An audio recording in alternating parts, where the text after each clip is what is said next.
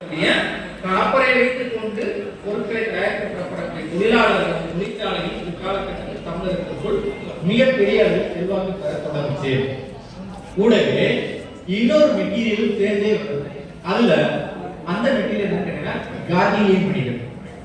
இந்த கார்னியன் மணிகள் என்பது சூதுபவள மணிகள்.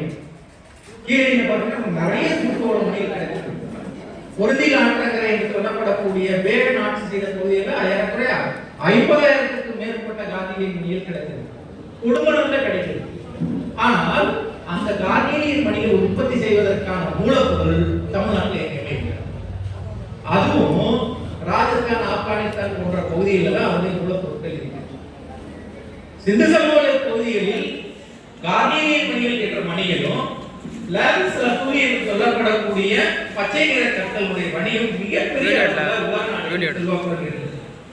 ஏழை சொல்லியது என்று கேட்டால், சிந்து சமவெளியில் உற்பத்தி செய்யப்பட்ட பச்சை நிறங்கள் என்பது மெசபடோமியன் சிவிலைசேஷன் என்று சொல்லப்படக்கூடிய ஈரான், ஈராக்ல யூப்ரடிஸ் டைகிரிஸ் நதிக்கரை நடைபெற்ற அகழாய்வுல சிந்து சமவெளியில் உற்பத்தி செய்யப்பட்ட அதே மணிகள் அங்கே கிடைக்கிறது.